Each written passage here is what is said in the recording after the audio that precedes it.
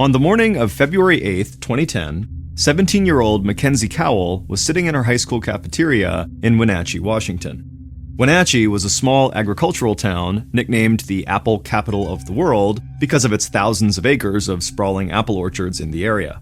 And in the cafeteria, Mackenzie was sitting around a long table with her high school dance team, the Applettes, that was named after the town's biggest crop. Mackenzie loved dancing almost more than anything. And even when she wasn't doing routines with the dance team at football and basketball games, she would often dance her way down the halls to class or out to her car in the school parking lot. And as a high school senior, she was one of the leaders of the Applettes. And so she and some of the other seniors were talking about the new sweatshirts they wanted to design for the dance team. The girls talked about the different images they could put on the shirts and what color they should be. Mackenzie voted for her favorite color, purple. And then they just relaxed and talked about other things that were going on in their lives, like the boys they were dating, SAT scores, and what they wanted to do that weekend. Then the morning bell rang, and Mackenzie and the other girls grabbed their school bags, got up from the table, and headed to class. Mackenzie was 5 foot 8 inches tall, and she was pretty with long brown hair and red highlights. And she had braces on her teeth that she couldn't wait to get off. But even though her braces made her self-conscious, they didn't stop her from smiling at the other students she passed in the hall. And she knew the braces were a necessary evil if she ever wanted to live out her dream of becoming a model someday. That day at school was a pretty typical one for Mackenzie. She liked her classes and she loved getting to hang out with her friends at lunch, but she spent a lot of her time daydreaming about graduation and thinking about a time when she'd be able to pursue her goals outside of high school. And to that end, Mackenzie had enrolled at a cosmetology school, or what some people called beauty school, that allowed her to get out of her high school classes a little early every day. Mackenzie wanted to learn how to become a hairstylist and a makeup artist because she believed it could help her in modeling. But Mackenzie also loved the idea of doing something that could help other people look and feel their best. So that afternoon, Mackenzie went into a bathroom, dug her cosmetology school uniform out of her bag, and got changed into black pants, a black shirt, and a black apron, like she did most days during the week. Then she put on her coat and walked outside to her car in the high school parking lot. It was a cold day, a little under 40 degrees Fahrenheit, but Mackenzie's coat and her fur-trimmed brown boots helped keep her warm. Mackenzie hopped into her red Pontiac Grand Prix, tossed her school bag and purse in the passenger seat, and then drove a few miles away to her cosmetology school. When she got there, she parked in the lot behind the school, grabbed her phone from her pocket, and sent a text message to her boyfriend, Joaquin Villasano. Joaquin was a few years older than Mackenzie, and he was busy working most days, so Mackenzie made sure to text him whenever she had a chance just to say hi, because she thought it was important for them to check in with each other even when they were busy. Then Mackenzie put her phone back in her pocket and headed into the school. Once inside, she stepped into a classroom that was set up like a working hair salon, and she gave a huge smile to her instructors and classmates. Mackenzie loved everything she was learning about hair and makeup at the school, but she also really liked having the chance to be around people of all different ages. Some of the students in her cosmetology classes were well into their 20s and even 30s, so Mackenzie felt much more like an adult with real freedom when she was there than she ever did at her high school. And she knew she could learn a lot from the other students because they had different backgrounds and life experiences than she did. One of the students, a 28-year-old man named Chris Wilson, had a mother who owned a salon. And so Chris was already really good at certain techniques like dyeing hair, and Mackenzie loved how Chris dyed his own hair, and so she had started practicing hair dyeing techniques on herself as well. And so every day when Mackenzie left cosmetology school, she felt like she was learning new skills, either from her teachers or from her classmates. And that evening, after another great day at beauty school, Mackenzie drove home, and as she did, she was in a really good mood. So she turned up her car stereo, blared her favorite song, and bobbed her head along with the beat. And as Mackenzie drove down a tree-lined street in her small neighborhood, she was excited about all the opportunities she was sure were going to come her way. Mackenzie pulled up to her mother's 2-story house and parked her car in the driveway. She grabbed her stuff from the passenger seat and then walked inside the house and went straight into the living room. But before she could even put her bags down, her mother's boyfriend walked in and started yelling at her. And any of that joy Mackenzie had felt when she was driving home had now completely disappeared. Mackenzie couldn't even tell what her mother's boyfriend was mad about, other than the fact that she had come home. Because for some reason, her mother's boyfriend did not like Mackenzie. And so Mackenzie just stood there while he shouted at her and got angrier and angrier, until finally Mackenzie told him to leave her alone, and she ran upstairs to her room, sat on her bed, and fought back tears. Then she grabbed her phone and called her dad.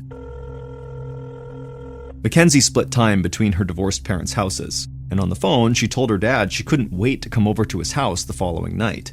And her dad said when she came over, he would cook her a special dinner and make her an ice cream float, which had been her favorite dessert since she was a kid.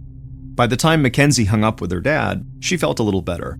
But while she sat there on her bed, she thought about the argument she'd just had with her mother's boyfriend over seemingly nothing, and she decided she was not going to put up with him anymore. So Mackenzie sat there on her bed for a minute, took a few deep breaths, and really psyched herself up. Then she marched downstairs, found her mother, and she told her it was time to make a decision. Mackenzie said her mother could choose either her daughter, or her boyfriend, but she couldn't have both. And Mackenzie said if her mother's boyfriend stayed living at the house, she would move out for good. Her mother listened and tried to calm Mackenzie down, and then she promised she would think about what Mackenzie had to say. But later that night, Mackenzie went to bed without an answer from her mother. But as she drifted off to sleep, she tried to push any thoughts of her mother's boyfriend out of her head. She reminded herself that she was going to her dad's house the next day, and she knew that meant everything would be a lot better when she woke up. The next morning at 7:15 a.m., Mackenzie rushed out the front door of her mother's house and got into her red Pontiac parked in the driveway. Mackenzie wore jeans, a t-shirt, and her coat, and she had her cosmetology school uniform folded up neatly in her bag. And that day at school started just like the day before. Mackenzie walked into the loud cafeteria, where a group of high schoolers were hanging out and talking loudly before first period, and she made her way through the crowd to the table where her friends from the Applettes dance team were sitting. And the Applettes talked a little about the sweatshirts they wanted to make again, and after they'd talked for a while, the bell rang. So Mackenzie said goodbye to her friends and headed off to class. And later that day, she changed into her cosmetology uniform and drove to beauty school. And once she was there, she worked on some new hairstyling techniques and talked with her classmates like she always did. But then, at around 3 p.m., the students got a break, and Mackenzie told one of her classmates that she was going to leave during the break, but she'd only be gone for about 15 minutes, and she wondered if she had to sign out with the front desk before she did that. Her classmate said she didn't think so, and so Mackenzie just grabbed her coat, put it on over her uniform, and walked out the back door into the parking lot. Mackenzie slid into the driver's seat of her car, tossed her purse in the passenger seat, started the car, and turned on the heater. Then she grabbed her phone and sent a text to her boyfriend, Joaquin, that just said, "Hey." Mackenzie stared at her phone for a little bit, waiting for a reply, and just a few minutes later, Joaquin responded with, "Hey," as well. Mackenzie smiled, put her phone back in her pocket, and drove out of the cosmetology school parking lot. It was cold, but the sun was shining, and Mackenzie looked out the windshield and saw the barren apple orchards that lined huge parts of the town. And she thought that the empty orchards in winter were beautiful in their own way, but she really couldn't wait for summer when the apples would start growing again. At about 5:45 p.m., over 2 hours after Mackenzie had left cosmetology school on her break, her dad was at home in the kitchen cooking dinner. He glanced at his watch, picked his phone up off the table, and called Mackenzie. He knew she usually left cosmetology school around 5:30, and he just wanted to let her know dinner was almost finished and to see how close she was to the house. But Mackenzie didn't answer her phone, so he left a message for her and turned back to the food he was making. Mackenzie's dad knew that sometimes she stayed around after class to talk to her teachers and the other students, so he didn't think much of it. But after a while, when Mackenzie didn't show up and he hadn't heard back from her, he called her again. And when her phone went right to voicemail, he started to worry, and so he kept calling Mackenzie, but she never picked up.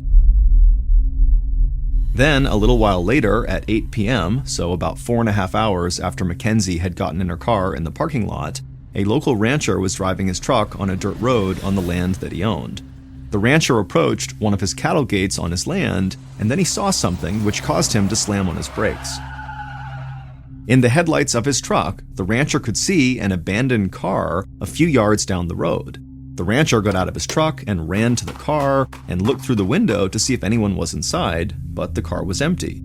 People did not just abandon their cars like this on his land, and the rancher worried that the driver might be injured somewhere nearby. So he ran back to his truck, climbed in, grabbed his phone, and called 911.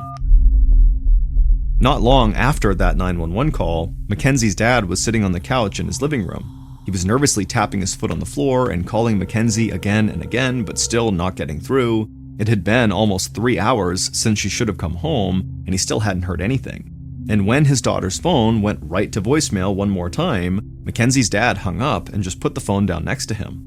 But minutes later, the phone rang, and Mackenzie's dad answered without even looking at the number of the caller, hoping he would hear his daughter's voice. But instead, a police officer introduced himself on the other line, and Mackenzie's dad knew something was terribly wrong.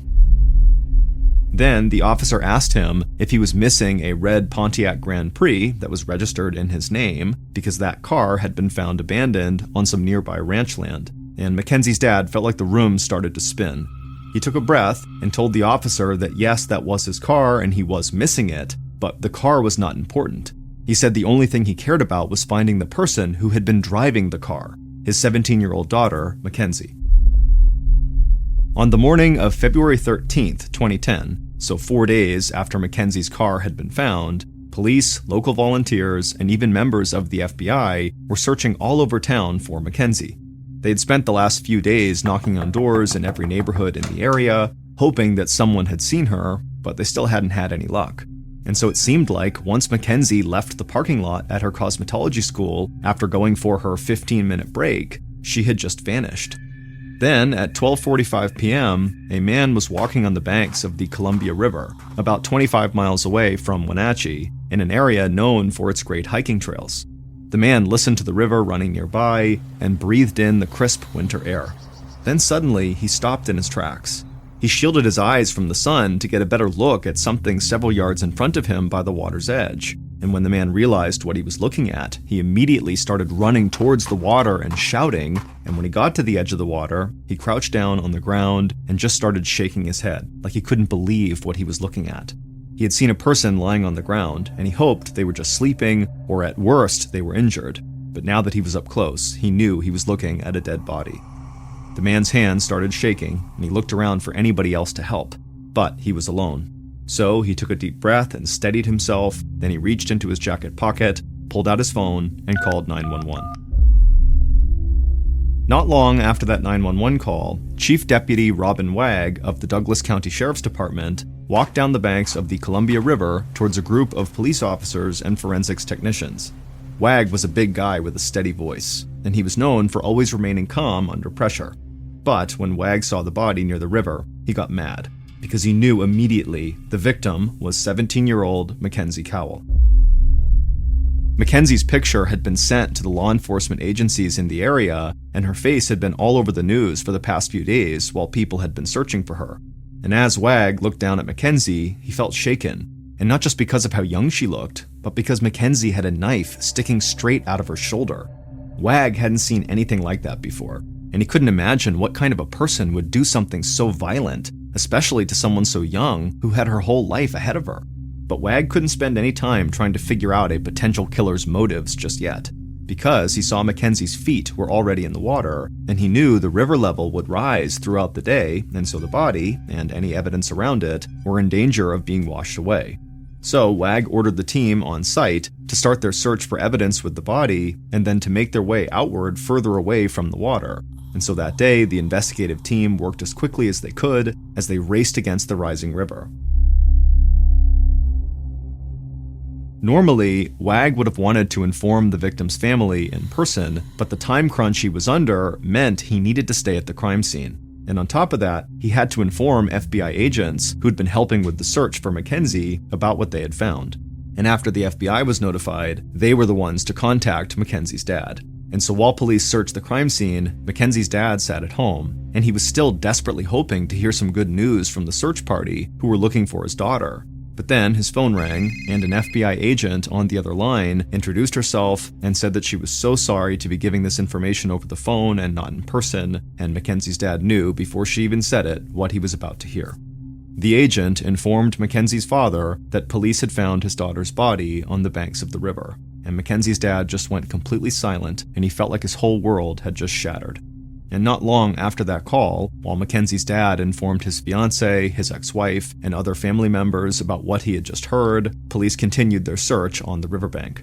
and before the river water got too high, they were able to pull blood and hair samples from Mackenzie's body and the knife found in her shoulder. And a little further up the riverbank, they found 5 feet of duct tape that was spattered with blood. So, over the next few days, while the blood samples and physical evidence were sent to the lab for tests, Deputy Wag and his investigative team started talking to anybody who they thought might know something about what had happened to Mackenzie. They interviewed Mackenzie's family, and they met with friends and teachers from her high school, and at Mackenzie's cosmetology school, they talked to the woman who Mackenzie had told she was leaving for that 15-minute break. And they spoke to Chris Wilson, the man whose mom owned a salon. But all anybody seemed to know was that Mackenzie had gone out to the parking lot for this break and then just never came back.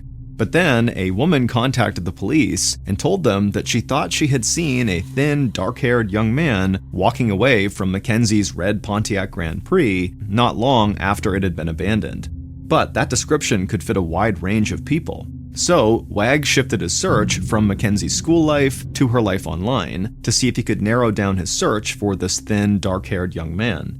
And so, detectives began looking at Mackenzie's social media pages on sites like Facebook and MySpace, and Mackenzie's social media posts led police right to a young man who fit the witness's description, Mackenzie's boyfriend, Joaquin Villasano.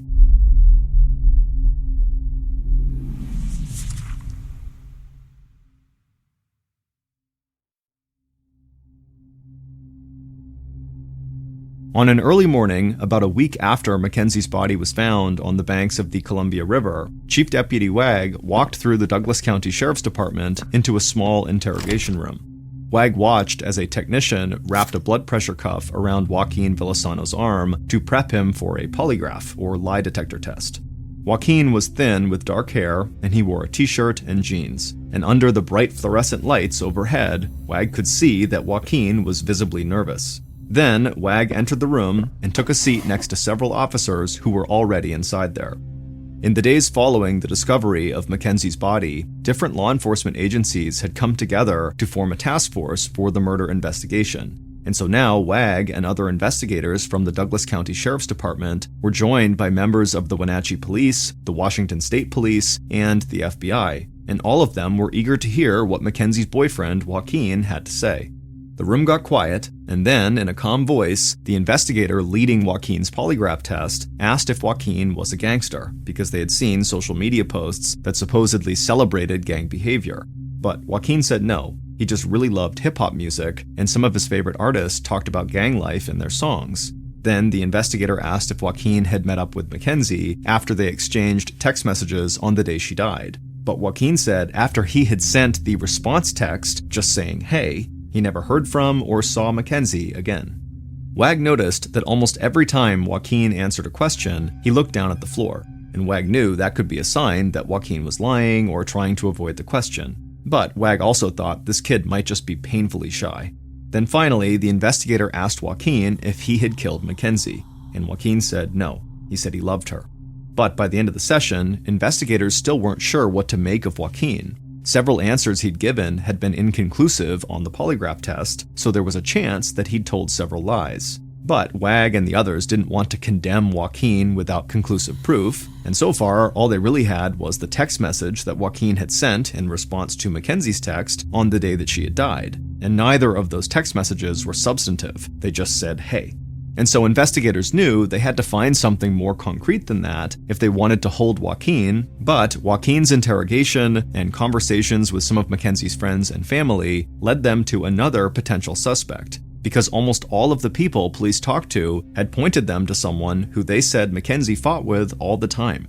And so, as the investigation moved forward, Wag started to think that maybe Mackenzie's boyfriend was not the killer. However, maybe Mackenzie's mother's boyfriend was. About a week after Mackenzie's body had been discovered, Wag and other members of the task force started to look deeper into the relationship Mackenzie had with her mother's boyfriend. And almost everything they found out made it clear that Mackenzie and her mother's boyfriend argued a lot.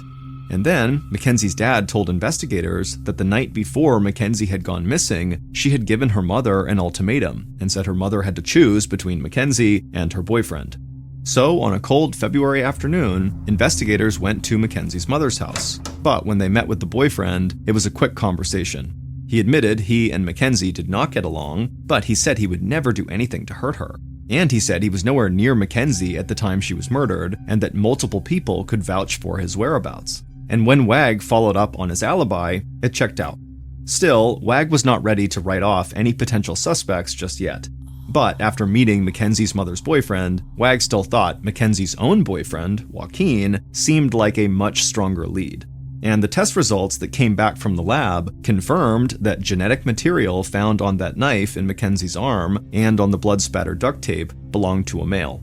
And the violent nature of the attack led Wag to believe it had been carried out by someone who knew Mackenzie and that it could have been a crime of passion. And so Wag felt like he was still on the right path with Joaquin. On February 25, 2010, over 2 weeks after Mackenzie's murder, 1,800 people filled the stands of the arena where the local hockey team played. They had all come together to celebrate Mackenzie's life at a public memorial service. The owner of the hockey team had paid for the entire service and had made sure that the ice on the hockey rink was covered with a floor so Mackenzie's dance team, the Applettes, could perform a routine in her honor. And at the end of that dance routine, all of the dancers hugged and cried. And none of them could believe that their friend Mackenzie, who loved dancing as much as they did, would never get to perform with them ever again. And during that memorial service, members of the audience were very moved by that dance performance and the effect it had on the dancers. They saw how emotional they were getting. And so the audience got really upset and angry, and a lot of the people in attendance decided they needed to do something to help find Mackenzie's killer. So, in the weeks following the memorial, business leaders in the community came together and started a reward fund, offering almost $40,000 to anyone who had information that led police to the person who had committed this horrific crime. Chief Deputy Wag hoped the reward might bring someone forward who had been unwilling to talk to police before.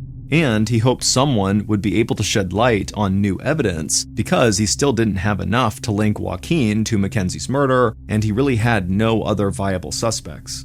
But then, in early April, over a month after the memorial, a call came in to the police that would turn the entire investigation on its head. In early April, about 2 months after Mackenzie's murder, Chief Deputy Wag was sitting at his desk when a fellow officer rushed in looking very excited. And the officer told Wag that they had just gotten a call from a woman who said she knew exactly who killed Mackenzie and how they had done it. So Wag took down the woman's information and quickly set up an interview with her. Her name was Liz Reed, and she was a low-level drug dealer who had worked as a police informant in the past to help police catch bigger drug traffickers in the area. And so not long after Wag contacted her, Liz came to the station. And when Wag and other members of the task force sat across from her in the interrogation room, they were blown away by what they heard. Liz told them that 2 major dealers she knew had bragged to her about being the ones who had killed Mackenzie Cowell. But she said that wasn't all, because these dealers had made Liz watch a video, what they called a snuff film, that actually showed Mackenzie's murder. And then Liz gave police another piece of evidence that she said would make it clear that these drug dealers were really the killers. She said that after they forced her to watch this snuff film, they had sent her out to the banks of the Columbia River, close to where Mackenzie's body had been found, and the dealers had told Liz that they needed to find a ring that had fallen off of Mackenzie's finger by the river when they had killed her. Liz told police she had gone searching for the ring, but she couldn't find it. After meeting with Liz, Wag and the other investigators shifted their focus from Mackenzie's boyfriend Joaquin to the drug dealers Liz had mentioned. Wag was not going to just take Liz at her word, but she had been a good police informant in the past, so he at least considered her story credible. And so, with all of the details Liz had provided, investigators set out to track down the drug dealers, to find the ring Liz had mentioned, and to locate the snuff film she said would prove who killed Mackenzie. And it turned out that finding the drug dealers was not that hard. They were well known by police in the area, and so not long after talking to Liz, investigators questioned them. But not surprisingly to the police, the dealers denied everything, and they claimed to have no idea who Mackenzie was, other than what they had seen on the news. But police were not ready to just accept the word of 2 known drug dealers, so they continued to pursue this new lead. And on April 20th, over 2 months after Mackenzie's murder, several members of the investigative team were back on the banks of the Columbia River. They were combing the area around where Mackenzie's body had been found, looking for the ring Liz had told them about. But it had been months since the murder, and the depth of the river water fluctuated so much. So officers worried that if they really had missed something as important as a ring the first time around, it would have been washed away by now. But the officers walked up and down the banks, searching every inch of land, and at times one of them would get down on the ground and dig through rocks and dirt where they thought they might have found something, but each time the excitement quickly disappeared when they realized they had not found the ring. Then, suddenly, one of the officers stopped in his tracks. He thought the sunlight had bounced off of something near his feet. He knew it most likely was a rock, like all the other times he thought he had found the ring, but he wanted to make sure. So he got down on the ground and moved his eyes across the dirt, but at first he couldn't see anything. Then the sun shined just right again, and something caught his eye, and he bent down even further and started digging the dirt away, and his eyes lit up, because he was staring at a ring just like the one the police informant Liz had described. And later that day, when Chief Deputy Wag and other task force leaders got a look at this new evidence, they thought they might finally have something that would prove who killed Mackenzie. And so Wag and a member of the Wenatchee Police Department took the ring and drove all over town, and they showed it to Mackenzie's parents, her family, and her friends from high school and cosmetology school, but not one of them recognized the ring. So Wag took one final step, and he went directly to the young man who had been his prime suspect, Mackenzie's boyfriend, Joaquin. But Joaquin looked at the ring over and over again, and he said he'd never seen Mackenzie wear anything like it. And all of a sudden, this piece of evidence that had looked so promising proved to be yet another dead end. But even though nobody in Mackenzie's life recognized that ring, investigators still didn't give up on the drug dealer angle. In fact, they spent months following the lead they'd received from their informant Liz, but they could never find any connection between these supposed killers and Mackenzie, and the horrific snuff film Liz had told them about never surfaced. And then finally, months after Liz had first contacted police, she told them she had made the entire story up. There was no snuff film, the ring had been planted on the beach, and the drug dealers had nothing to do with Mackenzie's murder. Months later, Liz would try to go back again on her story and claim she was actually telling the truth about the drug dealers having killed Mackenzie, but the damage to her credibility was done, and so police refused to listen to her. And so, by July of 2010, 5 months after Mackenzie's murder, Wag and other investigators felt like they had lost valuable time and spent valuable resources pursuing a lead that was very likely a lie. They believed Liz was just a desperate informant who was either trying to deflect from her own drug crimes or who badly wanted that $40,000 reward money for information that led to Mackenzie's killer. And so, Wag kept trying to move the investigation forward, but the summer heat and the return of the apples to the orchards made it clear to him just how long the search for Mackenzie's killer was taking. And he knew people in town, and everybody who loved Mackenzie, were giving up hope. But then, investigators got another call from a police informant, and unlike Liz, they still trusted this informant. And the call they got from him would lead investigators to a new key piece of evidence, and they would finally find Mackenzie's killer. Based on the call from this new informant, interviews conducted throughout the investigation, and physical evidence found at multiple locations, here is a reconstruction of what members of the investigation task force believe happened to Mackenzie Cowell on the day she died, February 9th, 2010. On that February day, a few minutes after 3:45 p.m., the killer followed Mackenzie's car into the parking lot of an apartment complex. The killer watched Mackenzie step out of the car holding her purse, and immediately, a look of complete calm came across the killer's face. Then, the killer stepped out of the car, put a smile on, and called out to Mackenzie. Mackenzie turned around, she waved and smiled, and walked right over to them. Then, the killer led Mackenzie up a flight of stairs and into a small one-bedroom apartment. Mackenzie walked into the living room that was kind of cramped, put her purse down on the coffee table, and then she smiled even wider at the killer. The place wasn't much to look at with its old carpet, low ceilings, and a few small rooms, but Mackenzie got excited thinking about a time in the near future when she would be able to get an apartment just like this one, where she could live on her own or with one of her friends. The killer said they were going to grab a glass of water in the kitchen and they'd be right back. And so Mackenzie just stood in the living room, daydreaming again about the freedom she'd get to experience once she graduated from high school. In the kitchen, the killer turned on the sink to let the water run, but instead of getting a cup of water, they opened a drawer, took out a roll of duct tape, and put it on the counter. Then they opened another drawer and looked at all the knives inside, and one knife caught their eye. It was a kitchen knife with a sharp blade and a sleek black and gray handle, something that a chef might use. So the killer reached into the drawer, took that knife out, and held it up in front of them. And just feeling the knife grip in their hand got the killer excited. But they took a breath and kept that look of complete calm on their face. Then the killer turned off the water, picked up the duct tape, held the knife down by their side, and walked back into the living room. The killer saw Mackenzie looking around the room with her back turned to them. And so the killer leaned over and put the duct tape and the knife on a coffee table not far from Mackenzie, and when Mackenzie turned to see what the killer was doing, the killer suddenly lunged at her and shoved her down. Mackenzie fell backwards and slammed her head into the carpeted floor, and immediately the killer climbed on top of her and wrapped their hands around her throat. Mackenzie tried to scream, but the life was being choked out of her, and she could feel herself drifting out of consciousness. Then the killer released Mackenzie's throat, but stayed on top of her to keep her pinned down. The killer reached back behind them, grabbed the duct tape from the table, ripped off a long piece, and quickly bound Mackenzie's hands with it. Mackenzie tried to fight back, but she could barely move. Then the killer reached back to the table again, grabbed the knife, and slashed Mackenzie's throat. Blood spilled from Mackenzie onto the carpet, and she took her last breath.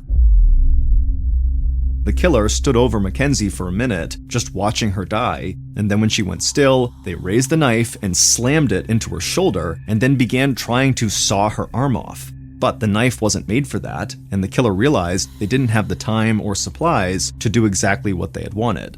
So the killer left the knife in Mackenzie's shoulder, and they went back to the kitchen and washed the blood off their hands and face. Then they walked back through the apartment, grabbed Mackenzie's purse, darted outside to the parking lot, and walked to Mackenzie's red Pontiac.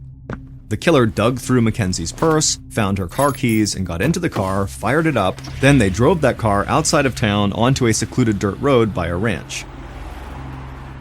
Once they had parked the car, the killer got outside and calmly walked back down the road as the sun started to set. And they walked several miles back to their apartment, and by the time they got back, it was dark outside, and inside, Mackenzie's body was still on the floor. And days later, the killer drove Mackenzie's body, with the knife still sticking out of it, to the banks of the Columbia River and left it there. And a few days after that, the killer told the cosmetology school they attended that they would be taking a leave of absence. Chris Wilson, Mackenzie's classmate at beauty school, whose mother owned a salon, had murdered Mackenzie and then attempted to dismember her. He tried to cut off her arm, but realized he couldn't, and so just kind of stopped. And in terms of Chris's motive, all we know is that Chris was totally obsessed with death, serial killers, and movie murderers. And he showed off this obsession with death with his tattoo of Hannibal Lecter, the killer cannibal from the movie Silence of the Lambs. Chris had even spent time working at a funeral home, likely because he loved being around dead bodies, but he had been fired because the funeral director said that Chris had started to do some things that made the rest of the staff feel very uncomfortable. But none of this was known to Chief Deputy Wag and the investigation task force until they received the call from that second police informant. This informant was in jail, but he hoped providing information about Mackenzie's killer might help him with his own case. So he contacted police and told them that Chris was one of Mackenzie's cosmetology school classmates, and that Chris was actually very dangerous and was totally obsessed with murder. And after the police got this call, they met with Chris, and they saw Chris's dyed black hair and thin frame, and they knew he fit the description from the witness who had seen a dark-haired, thin young man walking away from Mackenzie's abandoned car. And then police checked security camera footage of the cosmetology school from the day of Mackenzie's murder, and on one of the videos, Chris could be seen leaving the school and heading into the parking lot about a minute after Mackenzie was seen leaving on the video.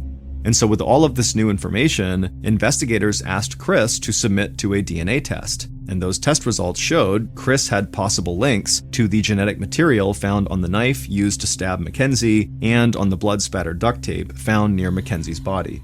And DNA testing would also provide police with the piece of evidence that ultimately turned the case around, because when they searched Chris's apartment, police found a blood stain deep in the living room carpet, and tests done on that piece of carpet showed that the blood belonged to Mackenzie. And police heard from other cosmetology school students that Chris and Mackenzie might have been developing a relationship, which is why she would have been comfortable going to his apartment. Then, police found pictures on Chris's phone that he had taken of his female friend posing as a dead body in his living room right on the spot where Mackenzie's blood had been found, and so investigators were certain that Chris was the killer. Investigators believed they had proven beyond a doubt that Chris committed first-degree murder, but the district attorney had reservations because there was no clear-cut evidence that placed Chris in the apartment at the time of Mackenzie's murder and no evidence that Chris actually drove Mackenzie's body to the river. And so, Chris was able to sign a plea deal in which he confessed to killing Mackenzie, and in exchange for that confession, he was only charged with manslaughter and sentenced to just 14 years in prison with a potential early release in 2023. On the night of October 25th, 2009, a fit, healthy 30-year-old man named Alex was at home in San Diego watching TV in bed. At some point, he noticed there was a slight pain in his left Achilles tendon. A tendon is the fibrous connective tissue that connects muscle to bone, and the Achilles tendon is the biggest tendon in your whole body, and it's the one you can feel on the back of your ankle. It connects your calf muscle to your heel. Alex had never had tendon pain before, and so he assumed it must just be tightness from the long walk he had taken that night around his neighborhood. And so after massaging it for a little while, eventually he kind of forgot about it and just kept watching TV until he fell asleep for the night. The next morning when Alex woke up, he immediately recognized that the pain in his left Achilles tendon was 10 times worse. It was blindingly painful, and then his right Achilles tendon was also now starting to hurt. And so he reflexively reached under the covers and tried to massage his sore tendons. But as soon as he touched the backs of his legs, he felt shooting pain in that area. And so he couldn't touch them anymore. And so instead, he swung his legs off the bed and he sat up on the edge of his bed. And then he slowly rocked forward until he transferred his weight onto his feet and tried to stand up. And as soon as he did, he fell to the ground because of the blinding pain in his tendons. And so he manages to pull himself back up using the bed, and then he hobbles his way out of his bedroom over to the top of the stairs, and then he grabs the railing and he carefully makes his way down the stairs. And as he's walking, it feels like the tendons are so tight, they're gonna snap like a rubber band. And so he gets to the bottom of the stairs and he walks his way around into the kitchen where he sits down and he kind of evaluates what's going on. And he thinks to himself, man, I must be developing a wicked case of tendinitis. Tendinitis is inflammation or irritation of the tendon. And so Alex grabbed his laptop, which was right in front of him. He opened it up and he began looking for ways to alleviate pain from tendinitis. And so after looking in a couple medical forums, he got up and hobbled his way over to the bathroom. He opened up the medicine cabinet and he grabbed the Icy Hot, which is a topical pain reliever. And then he hobbled his way into the first floor living room where he laid down on the couch. And then he applied a healthy amount of Icy Hot on the backs of both of his legs right over his tendons. And then he propped his legs up on 2 pillows. And so he laid there and he's thinking, okay, so it's the weekend. I have today off. I'll just lay here until the pain subsides. But by that evening, the pain had not subsided. It had gotten progressively worse. And so Alex picked up the phone and he called a podiatrist, which is a doctor who specializes in feet and the lower half of your leg. And he made an appointment for the following morning to have a look at his Achilles tendons. And so after he hung up, Alex thought to himself, the best thing I can do is probably just go to bed. I'm bound to feel better in the morning. And so Alex hobbles his way back up the stairs, holding onto the railing, and he goes into his bathroom to wash his face. He reaches for the towel, and he notices his thumb is suddenly locked up, and he can't move his thumb. And then his other thumb, too, locks up, and he's looking at them, and he can't get them to move. And so with his other fingers, he tries to move that thumb and bend that thumb, but he can't do it. The tendon in both of his thumbs had suddenly become unbelievably tight to the point where he couldn't move his thumbs anymore. Up until this point, Alex had convinced himself that whatever was happening with his Achilles tendons was probably minor, that with or without medical intervention, it was bound to just get better. But now he wasn't so sure, because the thumb situation, that really scared him. He had never experienced anything like that, and he couldn't help but think that whatever was happening in his thumbs was probably what was happening in his Achilles, making this a much more complex problem. So Alex forgets about washing his face or even going to bed, and instead leaves the bathroom and grabs the railing and hobbles back downstairs. He makes his way into the kitchen with the stiff thumbs, and he sits down at the table. He opens up his laptop, and he begins looking for any information about what is happening to him. A few minutes into his search, he was about to type something into Google when all of a sudden he felt the rest of his fingers start to lock up. The tendons in his fingers were tightening up just like his thumbs and just like his Achilles tendons. And so now Alex is going into crisis mode. He doesn't know what's happening to him. He has no idea what to do, but he manages to calm himself down, and he told himself, Alex, tomorrow you got a doctor's appointment. They'll know what's wrong with you. They will fix this. Everything's going to be just fine. And so despite his overwhelming urge to panic, he closes his laptop and he hobbles his way over to the stairs. He climbs up to the second floor and he goes directly into his bedroom, crawls in bed, and he goes to sleep. The next morning when he woke up, the tightness and pain in his Achilles tendons and in his hands had not gotten any worse. And that kind of comforted Alex. He's thinking, okay, we're past the worst of this. I just need to figure out what this is and then fix it. And so he crawled out of bed, he hobbled his way over to the stairs, he went down, he grabbed a quick bite to eat, and then he went outside to his car to head out to his doctor's appointment. When he got to his car, he reached for the door handle, and when he pulled on it, he felt an unbelievable surge of pain in the hand that was on the car. And when he looked down, all of the joints in that hand that had been pulling on the car, they had all separated, like the connective tissue that kept his finger whole was no longer strong enough. So Alex screamed and he retracted his hand in horror, and when he looked at it, the joints had gone back to normal, but the pain in this hand persisted. And so on adrenaline alone, Alex managed to use his other hand and got the car door open. He went inside, and then he could barely grip the steering wheel because one hand is now wrecked and his other hand is not much better. But he managed to speed to the doctor's office, and then when he got inside, he could barely fill out the paperwork because one hand was wrecked and the other wasn't much better, so he couldn't grip the pen. But after he gave them his paperwork, the doctor finally came out and they brought him back to an exam room, and that's when Alex explained that originally it was just his Achilles tendons. That's why he had called for this appointment. But after making that appointment, not only had the pain in his Achilles gotten much, much worse, but there was also now pain and tightness in his hands, including one hand that had just fallen apart when he tried to open a door.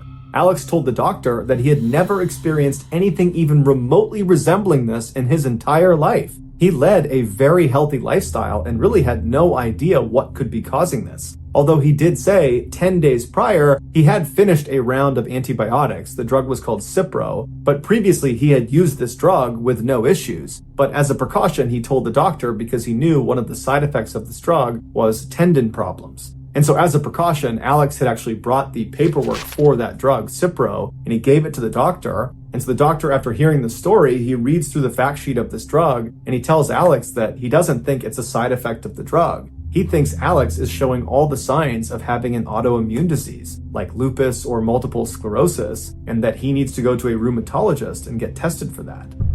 And so Alex is horrified by this. He can't believe that only a couple of days ago, he was totally normal, and now it felt like his whole life was falling apart.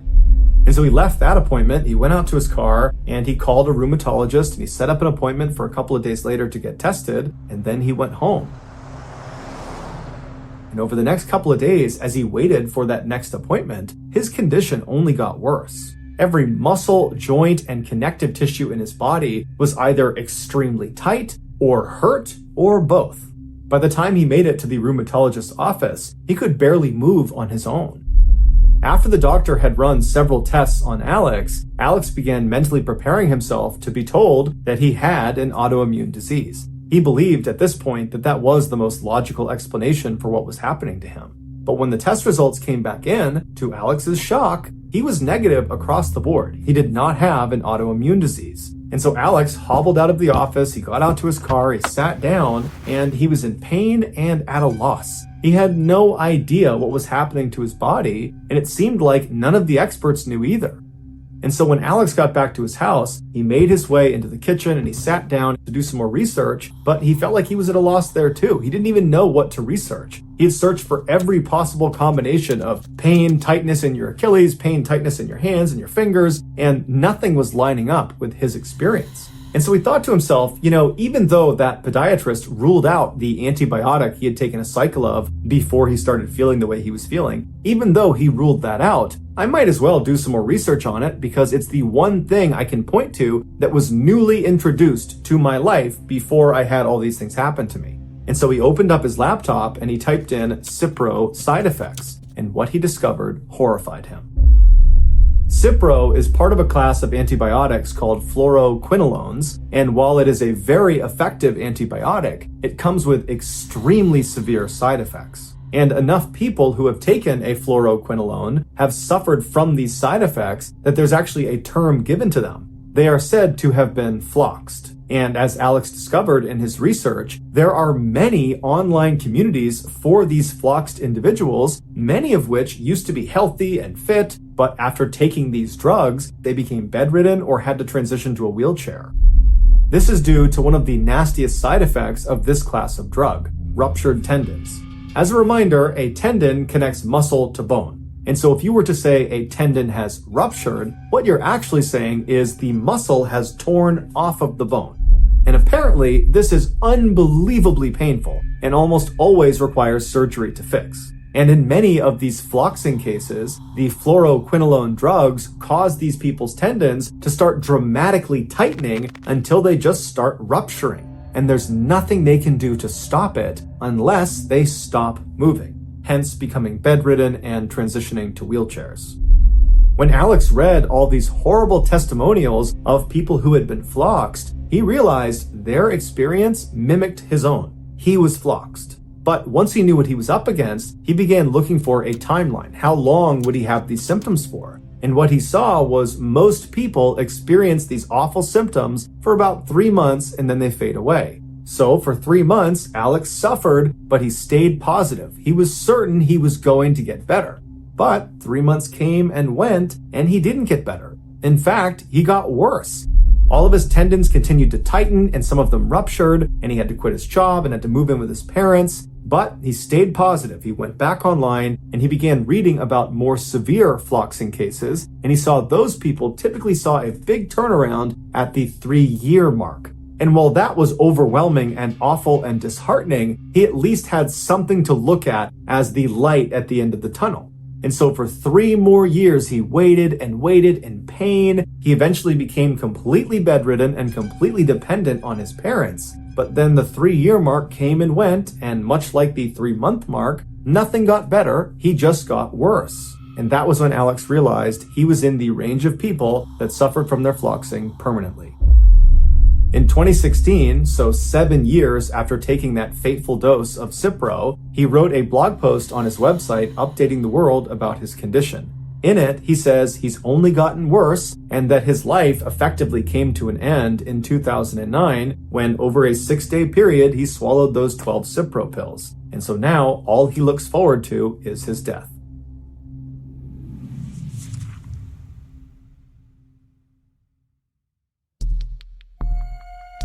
Our next story is called Traffic.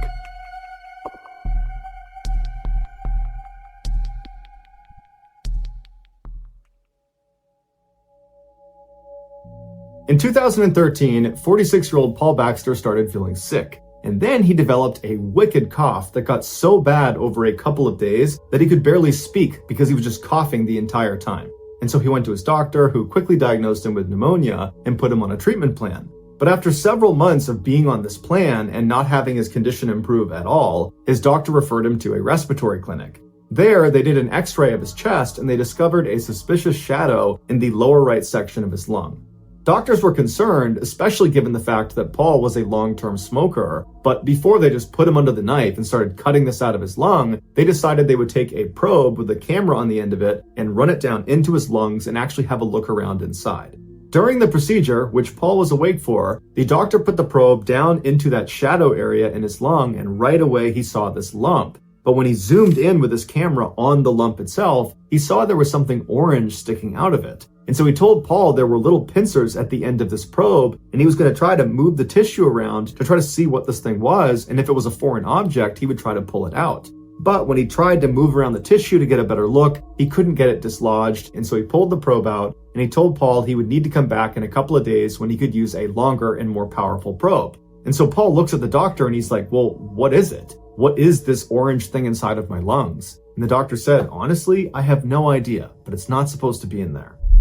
A few days later, Paul went back in for this follow-up procedure, and the doctor, using this longer, more powerful probe, was able to go down and actually dislodge this orange thing from inside of his lungs. And as soon as he pulled it free, there was a camera screen that was watching in real time what this probe was seeing. And so Paul and the doctor and the other doctors that were in there as well all got to see for the first time what this thing was. And it was this kind of triangular small orange thing that nobody had seen before. And so as it was getting pulled up and out of Paul's body, everyone's just watching the camera wondering what this thing is. And then finally, the pinchers came out of Paul's mouth, revealing what it was holding on to, and nobody could believe what they were looking at. What it was holding on to was a small plastic orange traffic cone from a child's play toy set.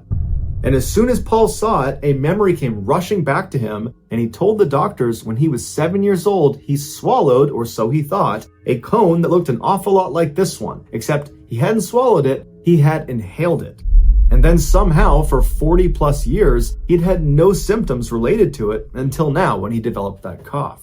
Paul would say when he had this revelation in front of the doctors, there was a moment of silence, and then everybody just started cracking up laughing because none of the doctors had seen anything like it before and didn't really know how to react to it. And so Paul was allowed to keep his traffic cone, and after he left, his cough went away and he went back to normal.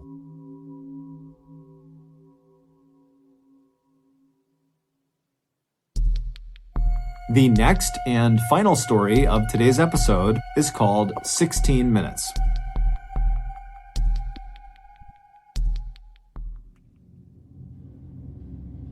In 2006, 73-year-old Sherman Sizemore was the definition of a man's man. He had spent the bulk of his adult life doing one of the most dangerous jobs in the world, mining for coal in West Virginia. And while he was a coal miner, he apparently had lost track of the amount of times he had nearly been killed from mine shaft collapse and gas leaks.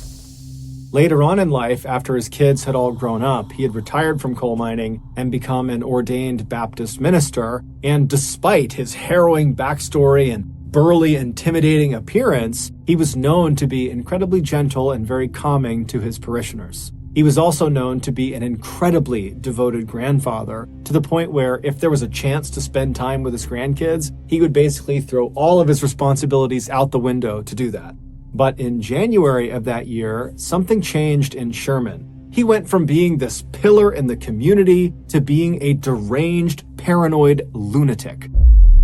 It all started on the afternoon of January 19th. Sherman and his wife Ruby were sitting in their home alone on the couch, just kind of doing their own things, when suddenly, out of the blue, Sherman just starts screaming as if he sees something in front of him that's terrifying him, and his screams startled Ruby so that she started screaming, and so she looks at her husband, and he's still just looking straight out ahead. He's terrified of something in front of him, and so Ruby looks from him to where he's looking, and there's nothing there. And so she turns back to her husband, and she's like, "What's going on? What are you screaming for? What are you so scared of?" But Sherman wasn't able to speak. After he stopped screaming, he just continued to look straight out as if whatever had terrified him had him in this trance where he couldn't look away. And so his eyes are wide, his mouth is open, his face is going white, he's starting to sweat, and Ruby's starting to panic. She has no idea what's happening with him. And so eventually she just holds on to him and says, "Come back to me, come back to me." And Sherman at some point he kind of broke out of his trance, and he looked at his wife and he just says, "You can't leave me or they'll kill me."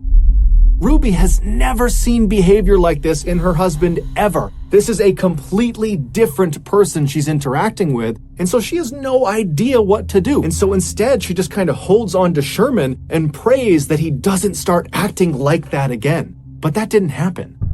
All day long, periodically, he would just start screaming about something that Ruby couldn't see. Now, Ruby did consider calling 911 and getting medics out there, but his behavior was so unusual, and he was normally such a rock who was so competent, who was so healthy, that she didn't want to. She felt like he would just kind of get through this, that if they can just get through today and get into tomorrow, that he would be better. And so she just all day was comforting him and just dealing with these episodes. And then finally they got into bed that night, and Ruby's thinking, thank goodness we're going to wake up tomorrow and things will be better. But when she woke up the next morning, it was very obvious Sherman had not slept at all. He was looking straight up at the ceiling. He looked worse than the day before. It was obvious that he was not back to normal. And so Ruby called the rest of the family and had them come over to figure out what they were going to do. But when Sherman found out his family was coming to his house, he told Ruby they can't come inside. He was afraid they and others were conspiring to bury him alive. The only person he could be around was Ruby, and his whole family had no idea what to do. Little did they know there was actually a very specific reason he was acting the way he was.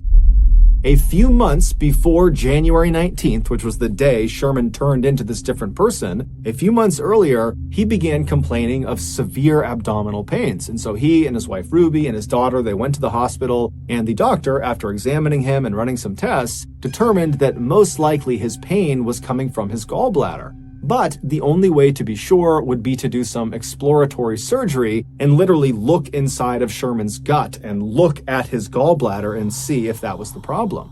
And so the doctor asked Sherman, are you prepared to do an exploratory surgery, or would you like to just kind of wait it out and see what happens with this pain? And so Sherman talked it over with his wife and his family, and they made the decision that the pain was just too much, and so they would go forward with the surgery. And so on the morning of January 19th, so again, this is the day that Sherman basically loses his mind, he goes into the hospital completely normal. He goes in with his wife, he goes in with his daughter, and he makes his way over to the surgery wing of the hospital. He says bye to his family, and he's put on a stretcher bed, and he's wheeled in and prepped for surgery, and then brought into the operating room. And while he was in the operating room, laying on his stretcher bed, flat on his back, looking straight up at all these bright lights above him, he just struck up some chit-chat with the nurses and doctors who were in the room prepping the room for surgery, and they were also putting the IV into his arm. Then at some point, one of the nurses lowered the oxygen mask onto Sherman's face so the anesthesiologist could administer the 2-drug cocktail that would knock him out for the surgery. Sherman was scheduled to get something known as general anesthesia for this operation, where basically he would be completely out, he wouldn't feel anything, they'd do the surgery, and then he would wake up in recovery. And so once this mask was on Sherman's face, the anesthesiologist began pumping him full of the drugs that would make him be knocked out for the surgery. However, the anesthesiologist only administered one of the 2 drugs necessary for general anesthesia. He administered the paralyzing drug, but he did not administer the actual anesthetic that would knock him out, and most importantly, would get rid of all of his pain. And so as this mask is on his face and Sherman believes he's being given the proper dosage of drugs, the nurse who was nearby told Sherman to go ahead and start counting backwards in his head from 10, knowing full well that Sherman would pass out before he reached 0. And Sherman knew this too. He had been in surgery before, and so he happily began counting in his head. 10, 9, 8, he started to feel something. 7, 6, 5, 4, 3, 2, 1. Boom, he was out. Except he wasn't. When he reached 0 in his head, counting down, he realized he had not passed out. He began taking mental stock of what was going on, and he realized he could completely feel his body, but when he tried to move his body, he couldn't. He was completely paralyzed. When he tried to make a sound, he couldn't because his vocal cords were also paralyzed. The only thing he could move were his eyes. He could move them left and right. However, they had taped his eyes shut, so he can't see anything. And so Sherman is thinking to himself, okay, I've been given the drugs, maybe they're slow acting, any minute now I'm going to drift off to sleep and this will just be a distant memory. But after a few seconds, he's hearing the doctors and nurses in the room. He can't see them, but he hears them. They seem to be moving towards doing this operation, and he's still awake. And so Sherman becomes frantic and starts flicking his eyes left and right as fast as he possibly can. And the rapid eye movement actually loosened the tape on both of his eyelids, and it created a tiny slit that he could actually look through. And what he saw terrified him. The surgeon was walking over next to him. He was getting his gloves on. And then the surgeon says, "Scalpel." And the nurse hands him this chrome metallic blade. And the surgeon takes the blade and begins cutting into Sherman's midsection. Sherman felt everything, but Sherman couldn't do anything about it. All he could do was rapidly flick his eyes left and right in hopes one of them would see that he was awake, that he was feeling this. But no one was paying attention to his face, so they didn't see his eyes moving around. And so the surgeon continued to cut into his midsection until he had cut out a fairly significantly sized hole, at which point the surgeon hands the scalpel to the nurse and says, "Clamps." At which point the nurse hands him what looks like a torture device, and the surgeon proceeds to use these clamps to pin segments of Sherman's skin that has just been cut open to his body to basically keep the hole open. And then the surgeon began tugging on the outsides of this hole in Sherman's midsection, making sure it was big enough that he could actually get a good look into his body. and every little tug is sending lightning bolts of pain into Sherman's body, but again, all he can do is flick his eyes left and right, and no one's paying attention. Scope, the surgeon called out for, and the nurse handed him a camera that he jammed into Sherman's gut. And then the surgeon said, suction, and the nurse got what looked like a vacuum and pressed it inside of this open wound and began sucking out fluids from his body. The pain Sherman was experiencing is unimaginable. Every second felt like an eternity.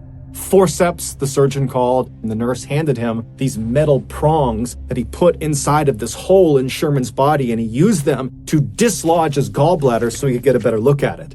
By this point, Sherman wanted to die. He was no longer flicking his eyes left and right. He was just looking straight out, hoping someone would finally see him. And someone did. One of the nurses standing next to the surgeon looked up at Sherman's face and saw Sherman looking back, terrified at the nurse, at which point the nurse yelled out, "Stop, he's awake, he's awake!" And the surgeon practically faints, and he looks over at the anesthesiologist and he calls him, "Get over here and fix this." And so the anesthesiologist comes running over from the side of the room. He gets up next to Sherman and begins pumping him full of painkillers. And as he's doing this, he has this moment of clarity. He remembers he didn't give him the anesthetic.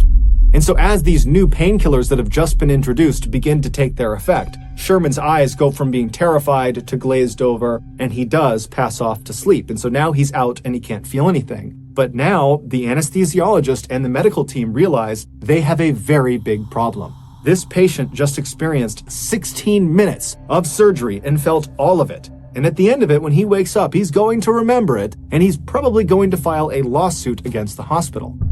And so a decision was made. It's unclear if the anesthesiologist acted alone or if the entire team was in on this, but regardless, the anesthesiologist administered an additional drug after giving all these painkillers. This additional drug was called midazolam, but it's better known as the amnesia drug. And like its nickname implies, anyone who gets it will forget what has just happened to them. And so the idea was by giving him this amnesia drug, he won't remember the trauma he had suffered through during the surgery, and so wouldn't file a lawsuit. And so after he was given this drug, the medical team, they went back to doing the surgery, they completed it, they got him back out to recovery, and then when Sherman woke up in recovery, he did not remember what had happened to him inside of the operating room, at least not consciously. Those horrible 16 minutes had been implanted on Sherman's subconscious. Basically, his body recognized that he had experienced extreme trauma.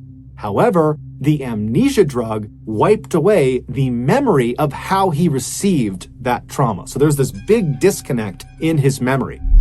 And so when Sherman came to in the recovery room, he immediately sensed something was horribly, horribly wrong. He was scared, he was anxious, he had this incredible sense of dread, but he had no memory to tie these feelings to. And so as Sherman is sitting in recovery, he must have tried to kind of hide the way he was feeling because he didn't even remotely understand it. He had been completely happy and normal going into the surgery, and now a couple of hours later, he's a complete mess. And so he leaves the hospital that day on January 19th. He goes back to his house and he sits on the couch with his wife. And as he's sitting there, suddenly these horrible feelings he's having, they become too much. And he basically has a panic attack and he starts screaming out and he's terrified of something, but he doesn't know what it is. And then over the next couple of days, he began having these flashbacks where he would access the actual 16 minutes of torture he went through. But when he would see someone cutting into him and opening his chest up and sucking things out of it, he didn't think, that happened to me and that's why I feel this way.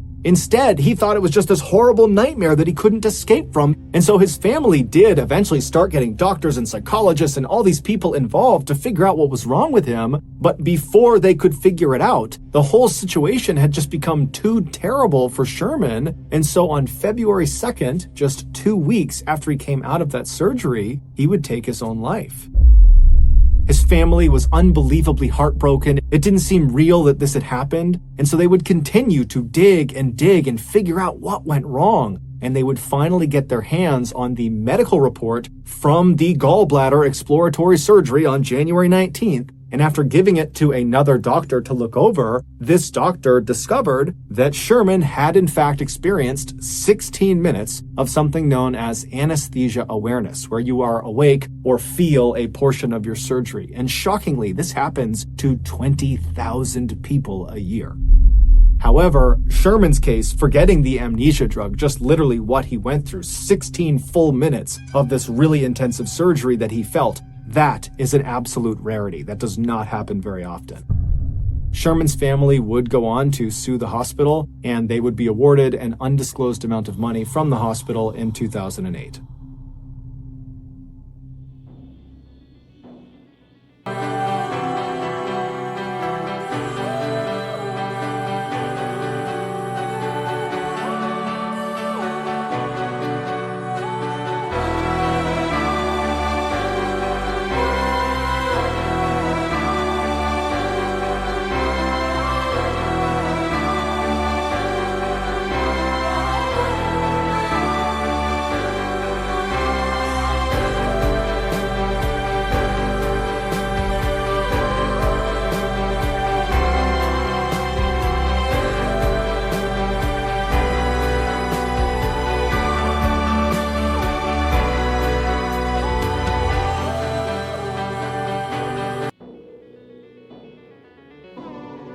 Thank you for listening to the MrBallen podcast. If you got something out of this episode and you haven't done this already, please gift the Amazon Music follow button one of those magic 8 balls that can tell the future, but change all the potential answers to sorry, try again. This podcast airs every Monday and Thursday morning, but in the meantime, you can always watch one of the hundreds of stories we have posted on our main YouTube channel, which is just called MrBallen. We have a registered 501c3 charitable organization called the MrBallen Foundation that honors and supports victims